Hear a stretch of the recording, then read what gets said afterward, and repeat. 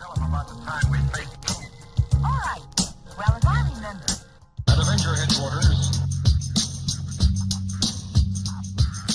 Because united, the Avengers are strong. Welcome to the Marvel Evolution Show with myself, Andy Stead. And I'm Jarian Gibson. And I'm Alex Stroud. And we have been joined this week again by Luke Smith from Hydra Collectibles. How you doing, Luke? Hi, yeah, I'm doing really well. Thanks for having me back on. You're very welcome. So we've brought you back to talk about Spider-Man because we know you're a big Spider-Man super fan and you've got lots to say about Spider-Man. We'll get stuck into talking to you soon. If anybody heard us giggling just before we come on, that's because we had some sort of rock music playing in the background just before we went live and we kind of didn't really know what was going on. Where was this rock music coming from? Who's owning up to it? Jarian, is that you? Guilty as charged. It's my phone. My phone went off. I didn't realize it was playing, so that was me. We all sort of looked at each other. Where's that coming from? So, Alex, how are you, my friend? All right? Good. It's been a rainy weekend. Been inside all weekend, so haven't really done too much. So good weekend. Fair enough. Nice. Yeah. It's been frozen here. It's really, really cold. Luke, I don't know what it's like where you are in the UK, but it is like -1 here. Yeah, Oh, wow. It's awful. Yeah. So it's very cold. So we've done the same.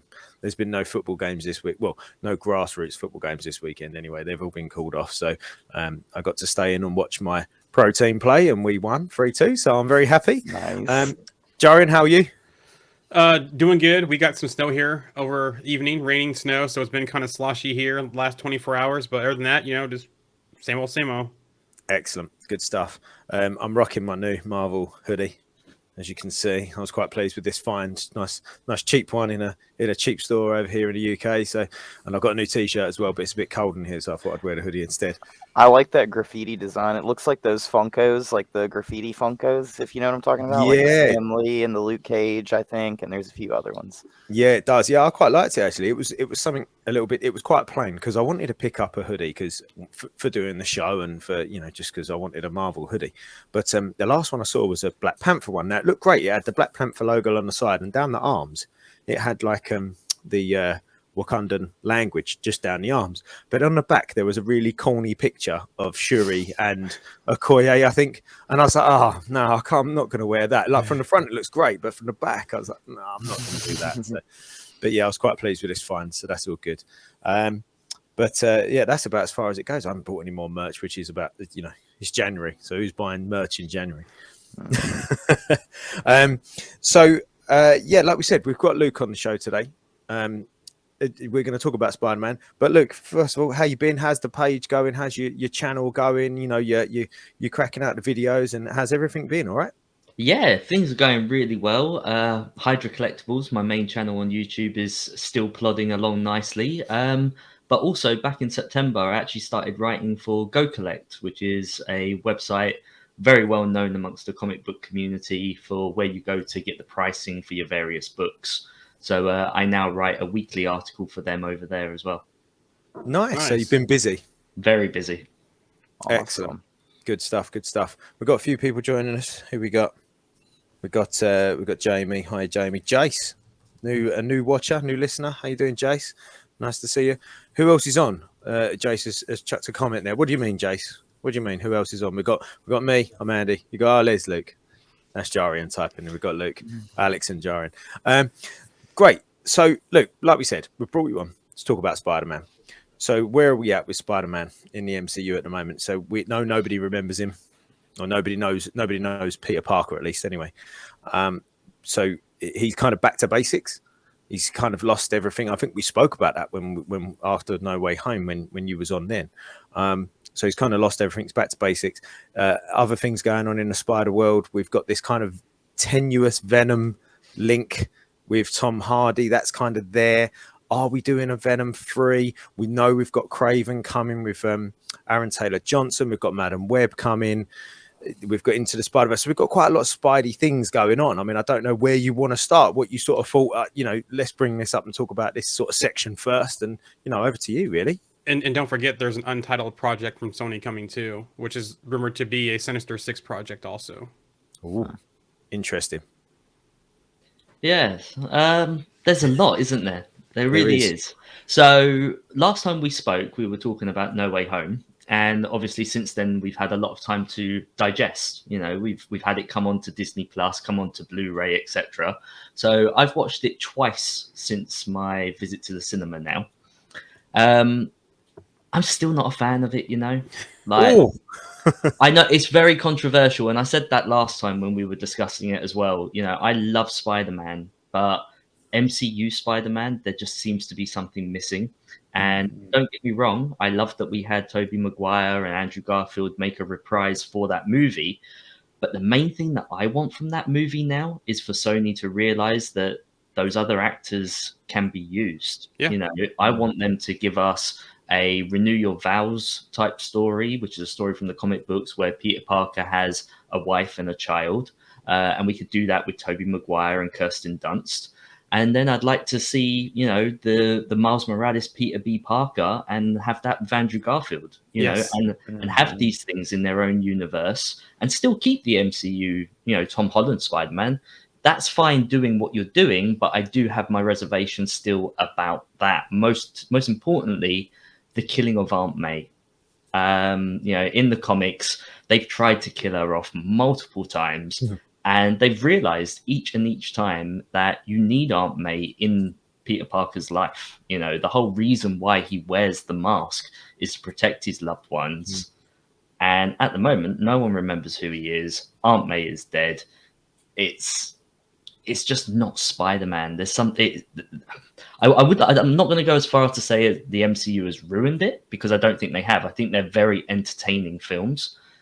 They're just not what we comic book fans really want from our character. So do you think with the rumored Mephisto coming in Ironheart and possibly Agatha Covenant of Chaos, do you think they could pull a One More Day type of storyline in the MCU with Holland Spider-Man and bring Aunt May back? I think they could. You know, the whole One More Day storyline, at least in the comic books, is considered one of the worst stories that they have ever done. So obviously, if they can do that storyline, but with that added twist of it now being to bring Aunt May back, I think that's probably the best option that they could go for. Or I would say, or do you think they might lean on the multiverse and possibly bring in another Aunt May from another multiverse, another universe in? Yeah, I don't think it will work, because it still wouldn't be his Aunt May. Yeah. You know, I mean, my original thought with the No Way Home story is I genuinely believed that, you know, obviously before we all went to see it, I genuinely believed that No Way Home was that he was going to land in a different universe, and that would be the Sony universe, and there was no way home. He wasn't going back to the MCU. That obviously didn't happen. You know, I thought, how great would it be for him to land there, and he sees Aunt May and he thinks, oh, everything's fine. And, you know, all of a sudden there's a knock at the door. Oh, that'll be MJ. He goes there, and it's not the MJ from the MCU. It's the redhead that we all know from the comics, and it would just blow everyone's mind, cut to credits. That obviously never happened. And to do it now would just seem odd. I feel like that was their window and they didn't take it. So, and it's funny. Go ahead. I was just gonna say, it's funny you say that too, because at the end of No Way Home, it's almost like the MCU shut the door on Tom Holland's Spider-Man, and you get that, like, hey, everybody in the MCU's forgotten about him. But from a Sony perspective, it's like leaving the door open for Sony to come back and work with them almost. And like, it's almost like Spider-Man makes his loop back to where, just like in the beginning, he's like not known. Nobody really knows of him. You know what I'm saying? Yeah. So all the actors for the MCU are the ones that have forgotten him. So, you know, if Sony want to take Tom Holland, who they have the contract with, and want to run with that, they can. And I think that was a tactical move from both parties. I think they knew that they had to round off that trilogy, and they didn't have any deal set at that time, and that's what they wanted to do to play it safe. There's only so many of those that you can do, like, because then the next trilogy ends. How are they going to leave that one? How are they going to leave the next one, etc., etc.? And I still believe I want to see a Spider-Man grow up in the MCU. Yeah. You know, I want to see him get the job at the Daily Bugle and stuff like that, you know. Whether or not we'll get that, I still don't know. Yeah, I was going to say the contractual things between Marvel and Sony probably definitely made an impact on how No Way Home ended. But they are kind of now fixing the biggest complaint about the MCU Spider-Man is that he was too much Iron Boy in the MCU. So now you're getting back to that street level, to that I'm on my own, I have nobody. He did his own costume now, and then see him grow from there. And then maybe they use this as to bring Miles Morales into the MCU and Peter Parker be that mentor for Miles Morales in the MCU. I just type of thing. I believe that Tom Holland's still too young to do that, which is why I would lean towards Sony doing it with, say, Andrew Garfield. We've, like he said, he stopped in No Way Home. He said, "I stopped holding back my punches." We've got that darker, brooding Spider-Man who would then see the light in this new kid. And he'd want to educate him and everything else, and then you can have him pass away gracefully. We'd all be very sad, but at least then the mantle hands over to Miles. Oh, I definitely agree. They should do that with Garfield Spider-Man. I think he's the best one to do that, and that would fit in his story very well. I just think they've opened that tease with Donald Glover and his uncle, being the Prowler in Homecoming. So at some point they're gonna have to close that loop and come back to that and build in that Easter egg. Yeah. Why throw that in if you're not going to use it? Exactly. Yeah, I think that like Jarian said, we've gone back to basics with the Spider-Man in the MCU now. He's got nothing, hasn't he? He's got his own sort of homemade costume. Nobody knows him. But what you were saying there, Luke, about that kind of growing up and getting the job in the Daily Bugle and all that kind of stuff, it kind of looks like that's they're trying to sort of push him into a more mature life, aren't they? He's now turned up at his sort of rubbish old flat, and he's got his own stuff and he's his own man now. He's not relying on, I'm not saying they should have killed off Aunt May, but he is his own man now. He's got nobody to look after him. He's got nobody to live with, and he's not got a Tony Stark to be a mentor. He's not got anybody to be a mentor because nobody knows who he is. So he has got to grow up. He has got to get a job and pay for the food and pay for his bills and all that kind of stuff, So maybe he will get that job, and maybe we will see Tom Holland grow up within the MCU now, like as Peter Parker within the MCU. I mean, one of my other issues with the No Way Home storyline was that they threw in all of those villains. And, don't get me wrong, Spider-Man has a huge rogues gallery. There's plenty to choose from. But with those selected villains now already being seen, granted, we know they were variants, I just don't see them going back to that well. To those ones. Yeah. I don't see us getting those storylines again. And that's a real shame, because I feel like there were some missed opportunities there to do that kind of reboot for those villains. We could have seen something in the MCU regarding them. Again, don't get me wrong, there's other villains to choose from and they're all great, but we had the classics there. We had Green Goblin, Dr. Octopus, Sandman, the Lizard. These are all characters that really did deserve a second chance. But they could also come back to Mysterio, because Mysterio being Mysterio, is he really dead? There's the Vulture's still out there, even though the Vulture went over to Morbius's universe, but that's a whole hot mess. But then also too, you kind of have the chameleon type thing going on there.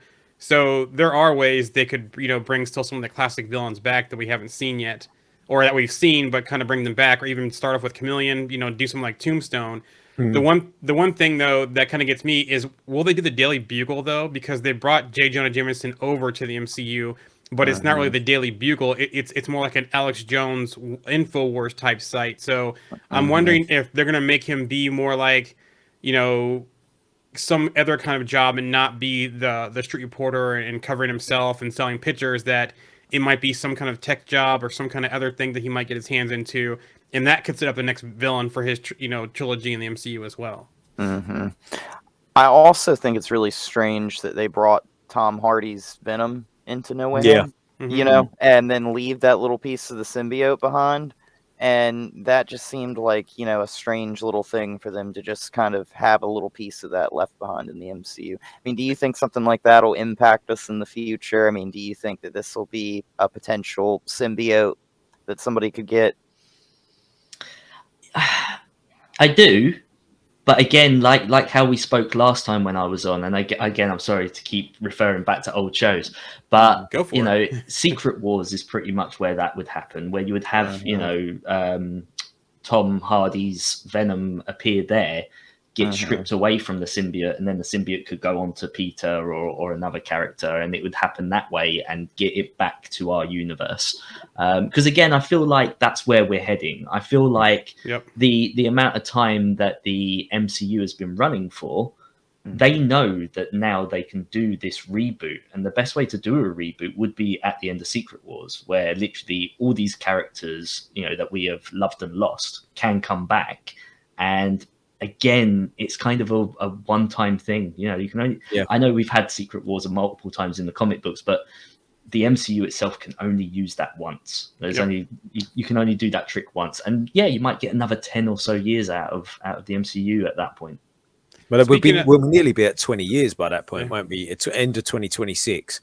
I mean, when you think that's 18 years of the MCU, and then if they reboot it, by the time they then make a new movie, you know, 6 months to 12 months later, we are talking nigh on 20 years since the birth of the MCU. And then, like you said, they could go another 10 years. But just talking about villains, before we move on from villains, do we think that we're going to see Kingpin as a villain for Peter in the MCU going forwards? I would really like to. You know, obviously there's this whole legal thing where it was divided between Spider-Man and Daredevil as to what sort of villain Kingpin was. And there's this whole thing about him being trapped in television because they're not allowed to use the rights in the movies, because even as a Sony character, because he first appears in Spider-Man issue 50, he belongs to Sony as far as movies are concerned. So again, if Sony want to use him like they did in Into the Spider-Verse, they had the Kingpin feature there, they're welcome to do so. But Disney can only use him in their series because it's a television series. Disney Plus is kind of that odd ground between TV and movies, and they're able to put stuff in there, but whether or not they can put him into other MCU film projects, I don't think they're allowed. Which brings up the point too as well, with speaking of Kingpin and Daredevil, that kind of stuff. We did see Daredevil in No Way Home, or not Daredevil, but we did see Murdoch in No Way Home. There could be a chance that maybe Peter becomes some kind of law intern or something for him, seeks him out. Murdoch doesn't know Parker, but Parker knows him, and we could see that kind of go into the movies. But also too with Born Again being 18 episodes. You know, we talked about they could do that in 3 parts of 6 episode pieces. They could have a whole 6 episode run of Daredevil, Kingpin, and Spider-Man in one of those different parts of the series as well. Yeah, I mean, and that's the other thing, because I don't know the legality between the contracts, but obviously Sony's contract with Tom Holland playing Spider-Man is for movies. So if Disney wanted to employ Tom Holland to play Spider-Man in a Disney Plus show, they're allowed to do that. Or again, I don't know the actual contracts. I don't know if he's allowed to do that with Sony. But yeah, it seems like that's a possibility too. It'd be very cheeky, wouldn't it? It would. Very cheeky. A couple of things here from the chat. Hey fellows, good to see you again, Luke. Thanks for coming on again. And then we had a theory here about the Hulk. There's also a theory that the Hulk didn't forget about Peter Parker.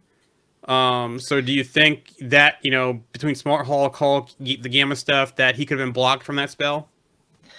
So it all depends. Where was he still Professor Hulk at the time of this, or was he back to being Bruce Banner at that time?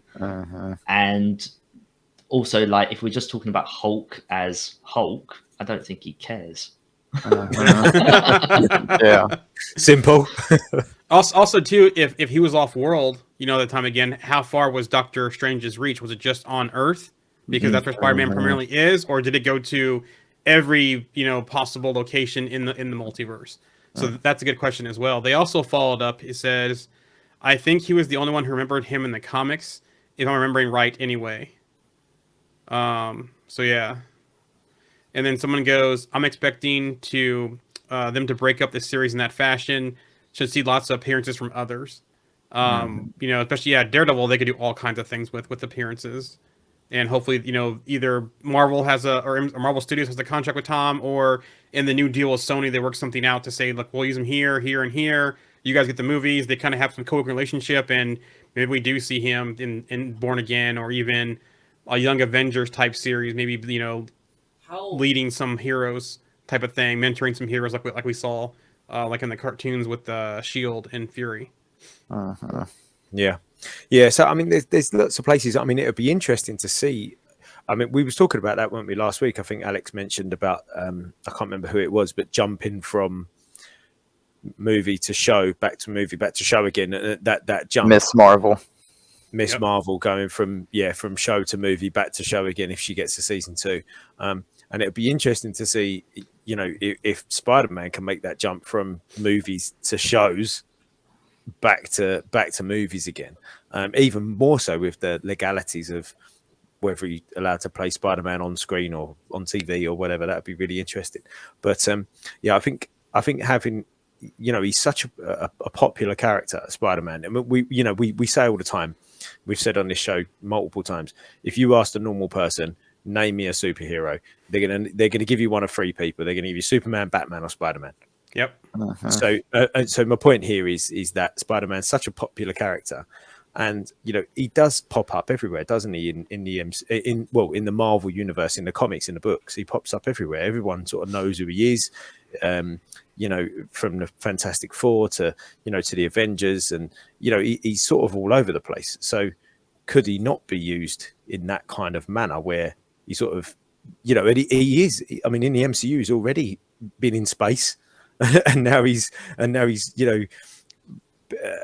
stopping people from getting mugged. He's all over the place, isn't he? So he could show up anywhere really without it being unnatural.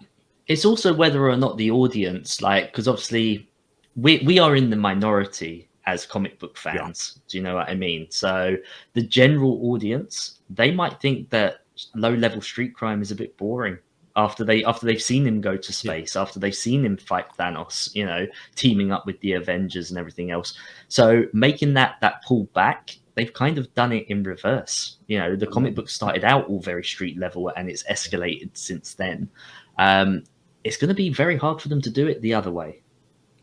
And also think too, the other 2 movies with Maguire and Garfield were both all street level. He didn't leave New York, so no other interaction with Avengers, none of that stuff too. So yeah, they've kind of gone a way different direction with MCU Spider-Man. I mean, could that have been the reason why we got, Willem Dafoe back as Green Goblin and Doc Ock back and got Jamie Foxx back as Electro and everything? Could have been for the very reason that we had, Spider-Man fight in Endgame. He fought with the Avengers and everything. So you almost got to give us something better, and they almost gave us that Sinister Six. It was so close to being Sinister Six, but I mean, I feel like it's what they kind of tried to do with No Way Home.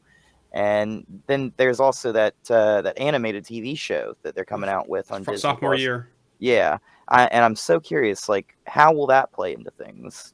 I think it doesn't, because they're saying that Doctor Strange will be in it, Kingpin will be in it. There's other characters in it, so even I thought they even said Osborn will be in that show. So it almost sounds like either they're putting a bunch of stuff out there and seeing what sticks, or that they're going a different direction with that animated series for sophomore year. Speaking of Osborn, there was a great little comment. There was a post. George Mills chucked a post up and just said he's been thinking about who buys Avengers Tower in the MCU. He said he saw that Loki it belonged to Kang as Queen Tower. However, he was wondering if it might be somebody else like Oscorp or the Baxter Building. One of our guys, Matt Parker, said he thinks it will be Queen Enterprises, and we'll see Majors as Mr. Gryphon as a variant at some point. But I said I do agree with Matt. I think he's right. However, I thought it'd be great to get Osborn buying the tower, and then Peter going, "Oh crap, we do have a Norman Osborn in our universe," because he didn't think we had a Norman Osborn in our universe, and then George Mills, this is what he said. He said maybe Peter tries to save him, quote unquote, save Norman Osborn from becoming a Goblin, but actually, by doing that, he actually causes him to become Green Goblin.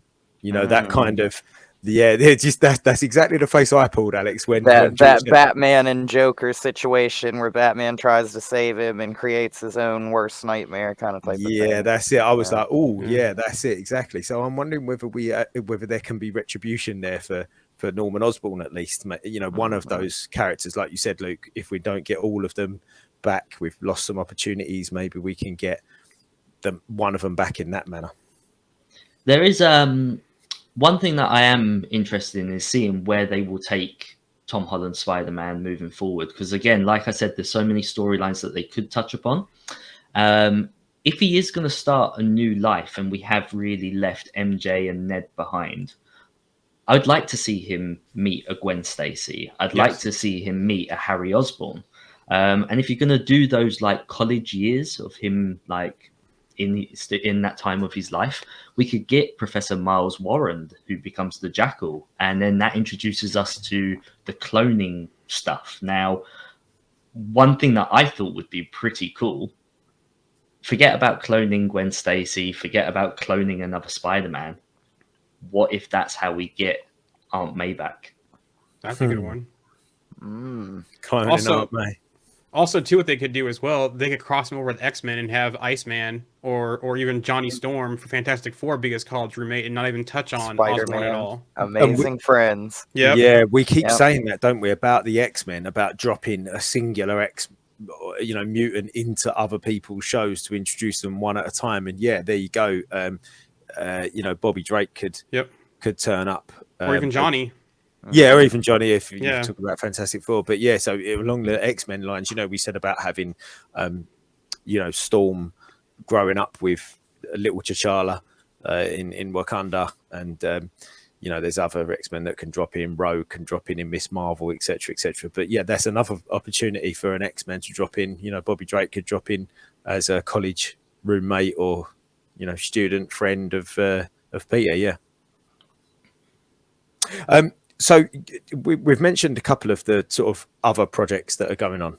So I think we've discussed. We'll obviously look back round to Peter in the MCU and things like that. But so there's a few other things going on, and we know we've got Craven coming up, and we know we've got Madam Web coming up. We've had Morbius, which I still haven't seen, to be fair. So I'm not gonna comment on it because I haven't seen it. You're not missing anything. But are they going to be in the same universe? Madam Web. I know Madam Web's going to be set. I think there's rumors that it's set in the 90s, isn't there, or the early 2000s? And so the Madam Web one is so interesting to me because when it first came about, I was like, okay, Madam Web, that's a multiverse type character, and I was just like, I doubt it would be any good. But then I started hearing some of the rumors about what the script was actually going to be, and it's basically Terminator 2. Yeah. It's basically that she's going to gather a bunch of people, a bunch of spider-like characters, and send them back in time to protect the web of life. To make sure that Peter is born, make sure that he still happens. And I quite like that idea because obviously it's a way for Sony to still give us Spider-Man, even though they're not giving us Spider-Man. We're seeing these other characters, and I'm on board. I like that. Yeah, that sounds actually quite interesting, to be totally honest. I love a bit of time travel anyway. So me too. Yeah, but I don't know. I'm not sure how I feel about the movie itself. Like this whole Sony thing, it's just as on the whole. I'm not sure exactly how I feel about it. I just hope they don't do the thing where like somebody going back in time is responsible for the death of Peter Parker's parents or something like that.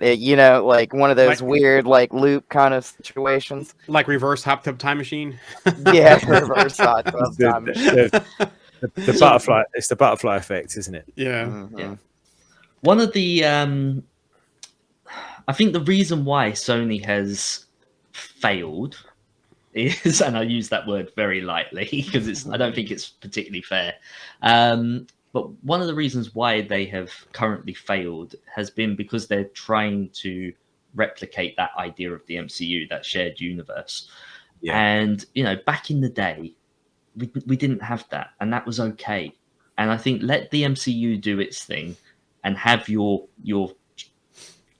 films and events happening elsewhere. If you want to tie it all together, make Venom the main reach that binds them all. If you're going to have Morbius, have him come up against Venom. If you're going to have Craven, have it that he's hunting Venom. It doesn't have to be Spider-Man. Make Venom that center of your universe if that's what you want.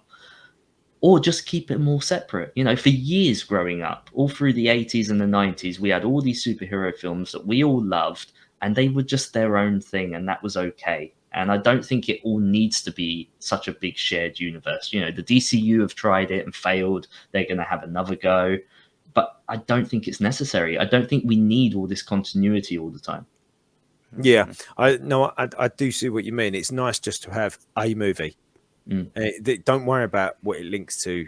You know, I think obviously with the MCU now, it kind of has to. Like, they can't. It's difficult to just take a project out of it that's supposed to be in it and it doesn't link at all. I think then questions are asked, and I think it's almost like that's its USP, isn't it? Really, the fact that everything is connected, but it doesn't mean that, you know, like you say, these Sony projects that certainly have to be. I mean, I'd like to see them be good. You know, I mean, I didn't mind the first Venom; it was fun.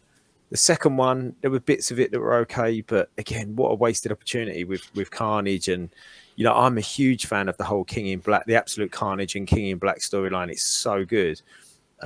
And I just sort of sit there and think, are we ever going to see that on screen? Because I think that would be amazing to see that on screen.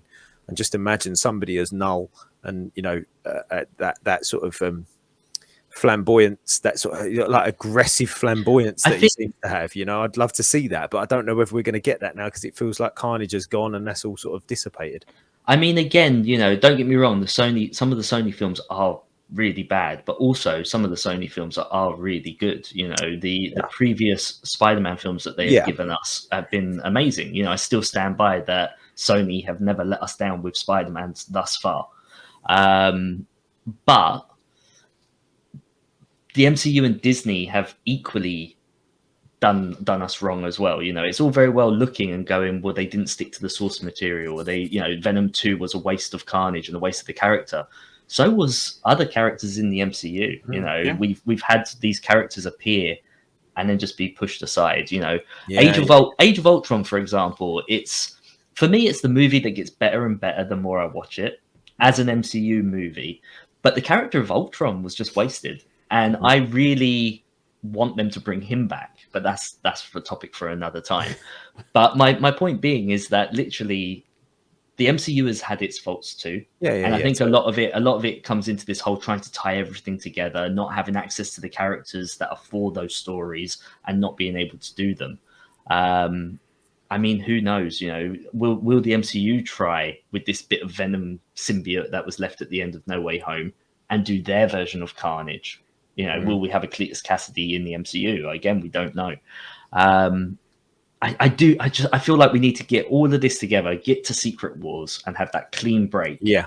And then you can have everything back where you want it to be. I feel like it's, over the years, it's grown very messy, and there is a chance to fix it. And, you know, I think a lot of fans will stick around for that fix. But if they fail after that, then I think there's concern. Yeah, I think you're right. That definitely is a way to sort of fix it, quote unquote. I like what you said there, though, and I think you're right. Sony haven't failed us with a Spider-Man movie. I've recently rewatched the 2 Garfield movies, and they're really, really very good. Actually. I love them, yes. and when you combine them together, it is the best Spider-Man origin story. You know, this is a kid who his parents abandoned him. He didn't know why. They then turned up dead. He lost his uncle. Then he lost his first love. You know, you combine those 3 things together. No wonder he stopped holding back his punches. No wonder he became so dark and brooding. Now give us Amazing Spider-Man 3 and end that with the introduction of Miles. Yeah. Yeah, so, brilliant. That'd be great. A couple things. First in the chat, agree 100%, Luke. AOU was amazing, and we should get Ultron back. We had the window, and Parker had his head. So, and yeah, there's parts still out there, and I hope they do circle back to Ultron, whether it's through the King Dynasty or, you know, maybe Pym, or they have proper Hank Pym try to reboot Ultron type of thing, or even Scott Lang, and go through that. 2, on your King in Black comment, Andy, they kind of touched on that at the end of Venom, you know, when Venom and Eddie were talking. So they could possibly do that in Venom 3 without Carnage. They could do a different story on it, and kind of have that in there, because we've already heard about their planets in both movies and how the symbiotes work. They've kind of been setting it up since the first Venom. So the third one, to wrap up that trilogy, they could tie that into the movie. But that'd be interesting to see. And I forgot what was going to my third thought. I'll come back to it when I remember. Do we think like post Secret Wars we could potentially see maybe Sony and the MCU kind of mesh a little bit better in the future? I feel like there are deals to be made. You know, I think that's why we got left that bit of the symbiote. You know, I think it was kind of like, we're gonna set this up and you're gonna have this, and in return we're gonna take this. You got to give us something. And I think they took that symbiote for that reason. You know, I think if they're going to do the King in Black storyline, which it seems like they're doing all these modern stories without going back to like the well of the old stuff. If they're going to do that in another 10 years or so, that should be an Avengers level threat. That should be an MCU threat. And I think if we've got that little bit of symbiote there and we can do that story and, you know, have Spider-Man with the black suit and everything, we can do that properly. I think it can be something really special. Yeah, I agree. That could be a one-phase saga, the King in Black. Honestly, that book is great. I really enjoyed that. But yeah, like you said, I think that could be a big spectacle, actually. I don't, what you said there about that little bit of symbiote being left and about the deals and all of that, that's almost symbolic of Sony going, of sort of leaving the room. And then like, as the Sony execs leave the room, they just sort of leave an envelope on the side and just go, thank you guys, we're going to go now, and we'll just leave this here, and then we'll just walk off, you know. And I kind of feel like that's what all Easter eggs are, and at the end of the day, you know what I'm saying? Just like to leave us a little something that, like, maybe we'll come back to that one day, you know? Yeah, maybe. It's just a file that they put away somewhere and they go, this is just a drawer of all these potential things that we could do at some point. But yeah, I like that. It's sort of just knocked over something behind me. Yeah, it's certainly just this little sort of symbolic of a brown envelope left on the table as the executives leave the room. But yeah, so we've got this kind of we've got Craven as well. We haven't spoke about Craven yet. That was my next thing that I was going to bring up. Craven Hunter. I saw a couple of people referring to it in the chat, and I'm a huge fan of Aaron Taylor Johnson. I love him. I think he's brilliant, and I like the idea of him being Craven as well. I'm not so keen on some of the things that I potentially heard of what this movie's going to be, where he's going to be a bit of an eco warrior. I'm not sure whether that's going down the right path for Craven. I don't know what your thoughts are about that, Luke. So I've been thinking about this quite a lot. One of my favorite storylines is Craven's Last Hunt. I think it was perfect. And I honestly think the character should have stayed dead after that. I think it was a really good story and a finish to that character. Now, we're nowhere near getting that. You know, that has to come much, much later. But I was watching the old 1994 animated series on Disney Plus, and I've been watching it with my kids who absolutely love it. And so obviously I love that they love it. But we got to the Craven episodes and we get to see this whole backstory about how, you know, his beloved, his Calypso, was, you know, looking for a man in the jungle, in the Amazon jungle, who had tried this experimental serum on himself and became very feral, you know, and he basically gives her the solution and disappears into the jungle, never to be seen again. Meanwhile, her guide, who is Sergei, you know, is Craven, he gets wounded by military soldiers, and she is forced to use the serum on him, turning him into Craven the Hunter. And if they do that as this first film, that's how you do it. He's an eco warrior. He's there to help maintain the wildlife and everything else. This scientist comes, he helps her. There's this weird, strange feral man in the jungle that people have heard stories around. And then you have this like militant, you know, gang that's also coming in and raiding the village and everything else. And then he gets that power at the end, becomes Craven. He stops them, but he's left with these animal instincts and urges, and we don't know where that leads. And that's where the film ends. And if they do that, that's going to set us up for Craven down the line. That's how you create an origin story for this character. Nice. That sounds excellent to do that. That does sound good. Yeah. Mm-hmm. The you only could do thing, a trilogy with that. Yeah, you could do a trilogy with that. The only thing is, because Russell Crowe is supposed to play his dad in the movie, if I remember correctly, unless I'm wrong. But there's been like conflicting reports about he's not actually Craven. Russell Crowe is actually Craven. So I don't know if you heard any of that kind of stuff. There's been kind of back and forth about it on who's actually Craven in this film. So it'll be interesting to see what the film actually is when we get the first trailer, and more accurate details come out about the film. So I just saw RMC's comment there, and he says, "I'm not anywhere near as optimistic, Luke, but I like the spirit." It did make me chuckle. I looked at it and just laughed out loud straight away. I really like the idea. Maybe we should just try and sort of campaign for Luke to be hired as to rewrite. The thing is I can't take the credit for it because it is from that '94 cartoon. Yeah. But John Semper, the writer of that series, he wrote like almost all 64 episodes. The guy was a genius. He done Spiderverse before Spiderverse existed. He made his own version of Secret Wars because he only had access to so many characters. Like the guy was way ahead of the MCU. He done the MCU first, in my opinion. He done it before it was cool. Yeah, and he's still around. I think Marvel and Disney could really benefit from getting him on board. I think. We've said it a lot. Jarian's a big advocate of the cartoons and going to cartoons to draw upon for material. And we often say about source material, we often throw that word around, source material. And I think the go-to is obviously comics because they came first. But there's some great other alternative source materials in the cartoons, like you're saying, like Jarian said before. We've spoken about Earth's Mightiest Heroes and Avengers Assemble, and like you said there, the Spider-Man series and the original X-Men series. There's some great stuff in those.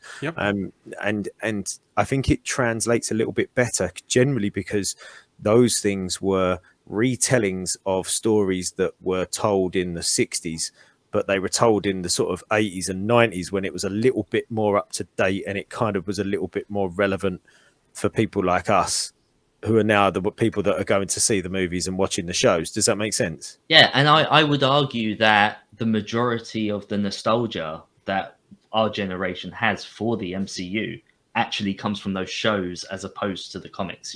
Like I said earlier in this show, we are the minority when we talk about the comics. We want it to be a certain way because that's how we read it in a comic book. Most people didn't read the comic books. Most people still don't read the comic books. And so, I do believe that those animated shows are where a lot of people hold that nostalgia.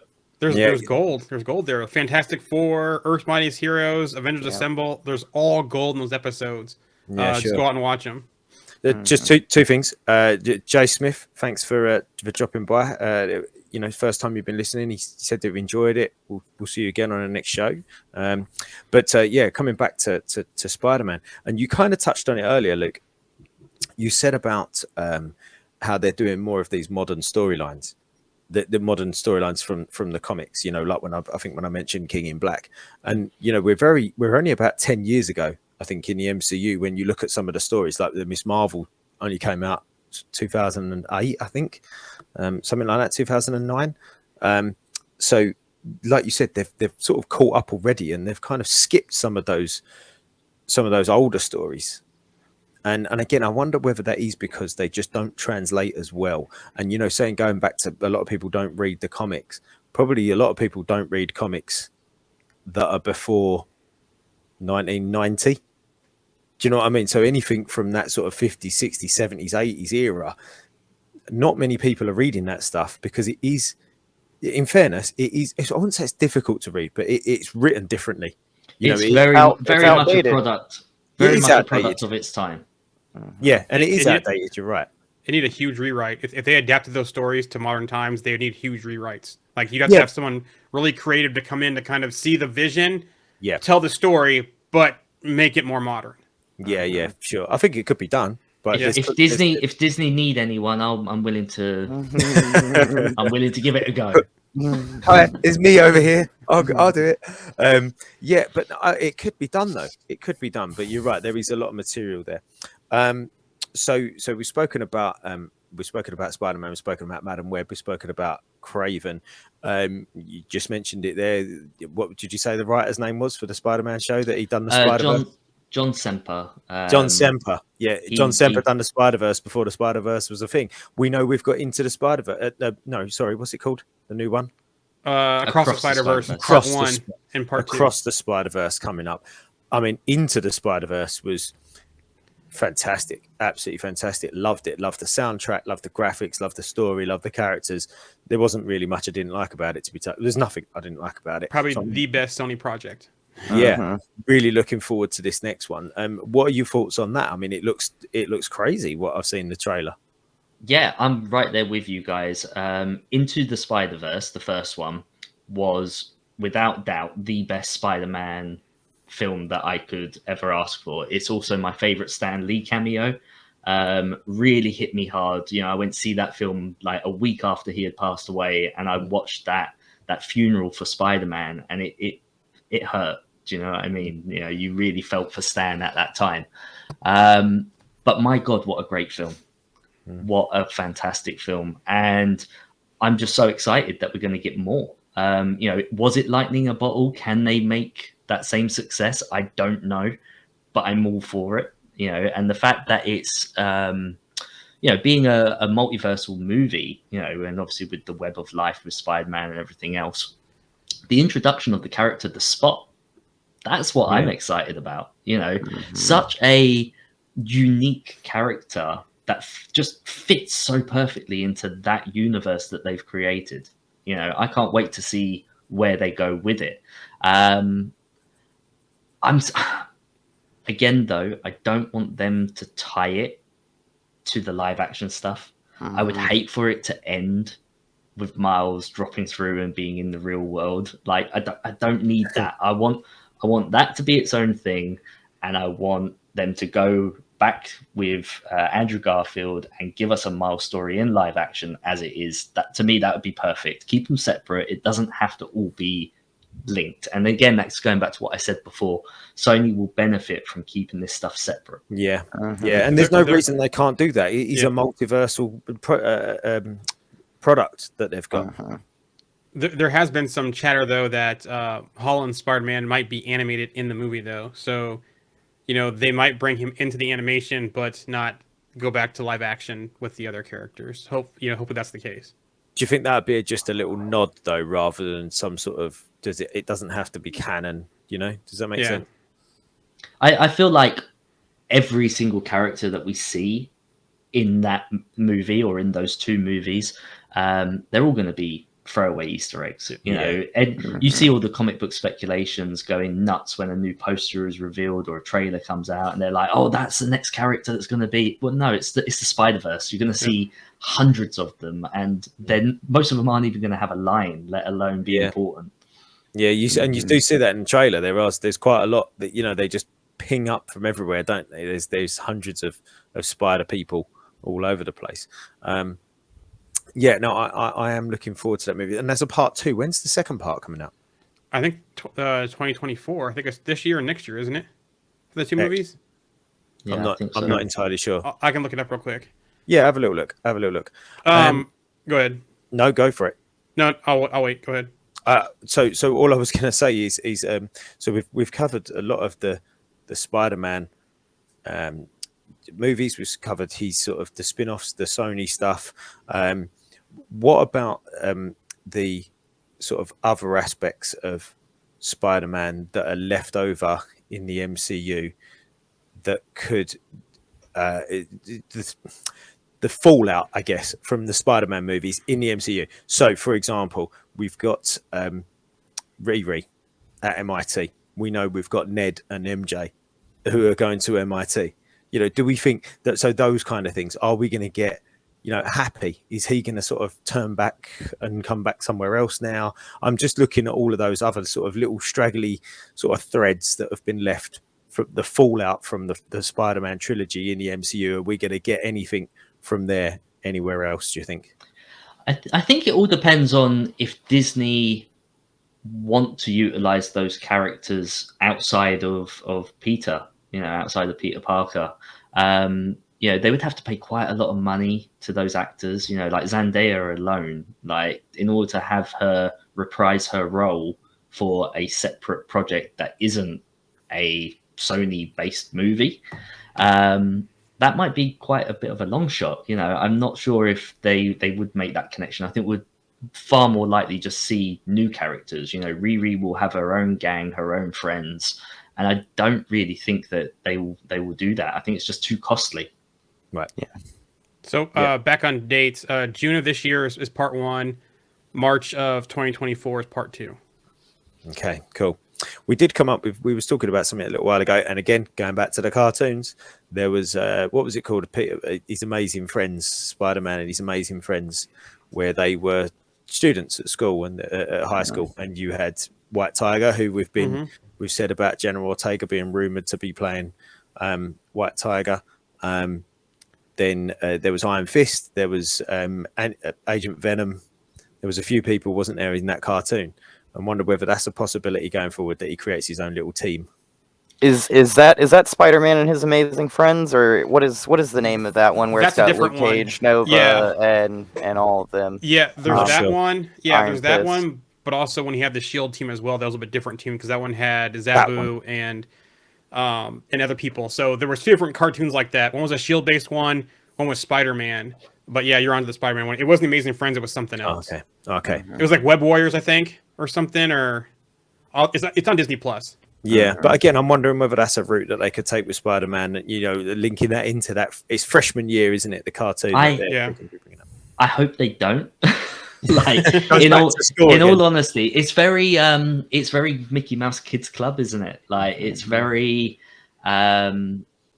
childish. Like my kids are currently watching a Spider-Man show. I think it's Spidey and His Amazing Friends, and they're all like these little bobblehead and like computer animated things. Don't get me wrong, it's a great cartoon. The theme tune is amazing. I say it as my ringtone. I'm not embarrassed to say it. It's a fun little cartoon as an introduction to Spider-Man. But like I say, my kids have already jumped straight onto that 94 series, which is tons better, much better writing, everything else. In that kiddies version, they are literally kids running around. I think maybe to have it all very high school and everyone in high school is a villain or a superhero. The people who are close to him who end up being a villain, like Norman Osborn, only work because like amnesia or something kicks in, and so Peter knows it, but they don't, and it can remain. But if everyone's a superhero, if everyone's special, then no one is. It's a little bit like Alex will back me up on this. A little bit like what happened on the CW's Flash. Just everybody ended up with super speed. Yeah, and I mean that does sort of happen in the comics. Like there's a speedster storm that basically like shoots lightning across the city and gives different people like access to the Speed Force. But the biggest problem with the Flash was like every villain was defeated with the power of love and friends, and that became like the constant throughout that show in the later seasons. Like I'm like, dude, I want to see the Flash punch people at super speed. Like I don't want to see him like talk everybody down off the ledge. Like this villain's been building this plan for years, and they're like, oh, you know what, that sounds great, I'll just stop now. Like thanks Flash.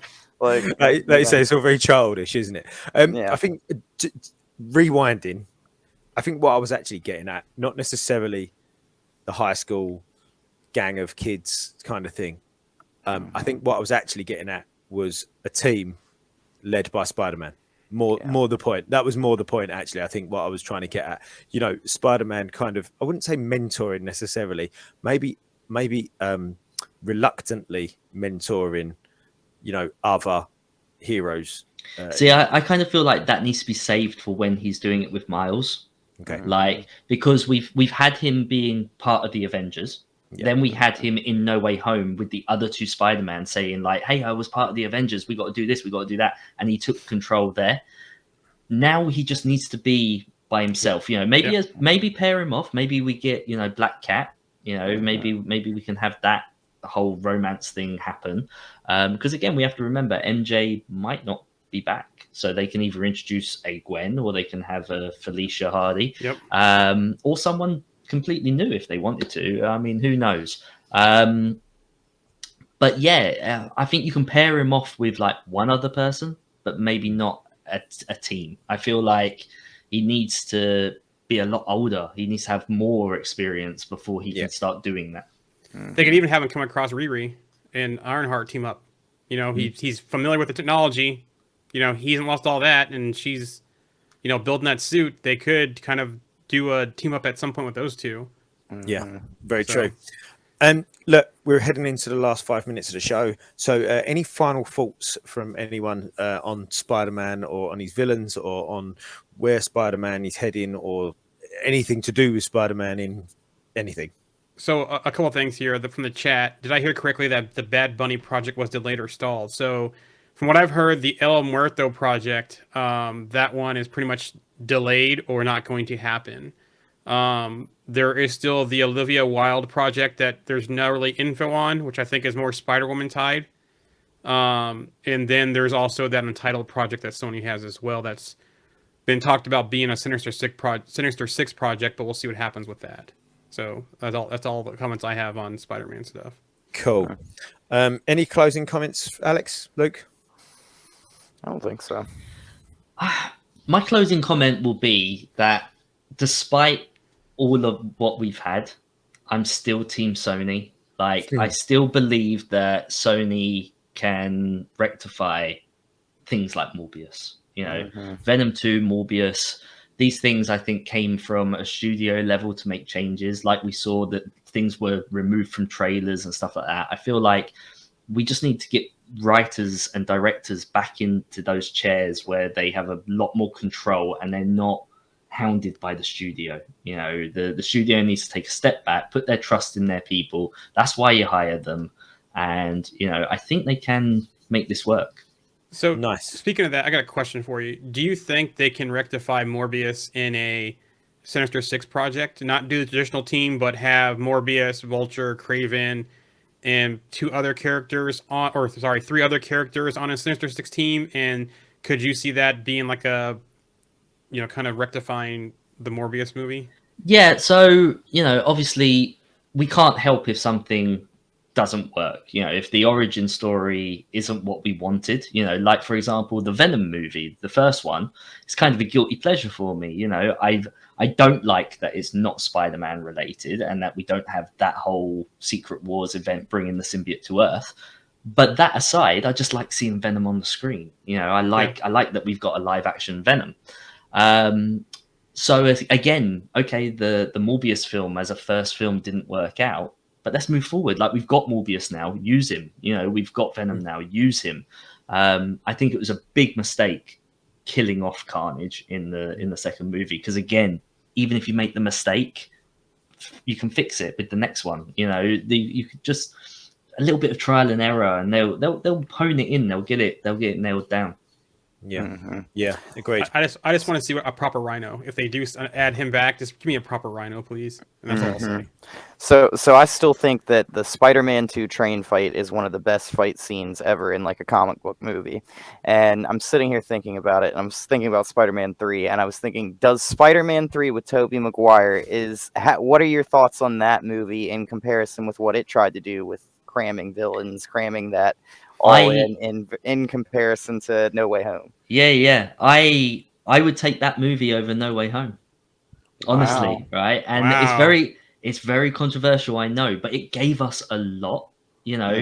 Fans wanted to see Venom, and they gave us Venom, whether you like it or you don't. I think the actor, was his name Topher Grace? He was a great Eddie Brock. Right? I'm not saying he was a great Venom, but he was a great Eddie Brock. And I just, all of it, there's so much in there. And when people go, oh, but it had too many villains, and then you show us No Way Home, that's not the excuse, And if you don't like how he went a bit emo and done some funky dancing, then what's all this TikTok stuff with Wednesday Addams at the moment? Like, people seem to pick and choose what they will allow and what they won't. I don't think that movie is as bad as people say it is. It's not the best. Number 2 for me will always be the best one out of that trilogy. It's certainly not the best, but it's not the worst. And I go back to what I said, where Sony have not failed us with Spider-Man yet. It's an entertaining film. Definitely. Fair play. Look, we're going to close out the show now. So just tell everybody where they can find you. Yeah, so I'm across pretty much all platforms now as Hydra Collectibles. And so you can find me over primarily on YouTube, as well as Instagram. I've just started TikTok, I'm embarrassed to say. But no, it's because I just jumped on with doing some YouTube shorts, and I figured if I post them in other places, then maybe I'll get a bit of traction. So it's all very new, literally just this weekend. So yeah, find me, give me a follow. It's much appreciated. And yeah, check out Go Collect. I'm writing there, like I say, once a week. I tend to put the link out onto the Marvel Evolution Facebook group. So yeah, if you've got a couple of minutes, give it a check out. Fantastic. For anybody listening live, don't go anywhere, because we're going to do a news show straight after this. We're going to have a little 5-minute quick toilet break and restock the drinks, and we're going to be back to do a news of the week. But for the time being, Luke, thank you very much for joining us. Alex, Joan, as always, great stuff. I'll see you two in a moment. Luke, take care. We'll see you next time. Thanks, Take Luke. care. Thanks for having me on. Cheers, guys. Why don't you tell them about the time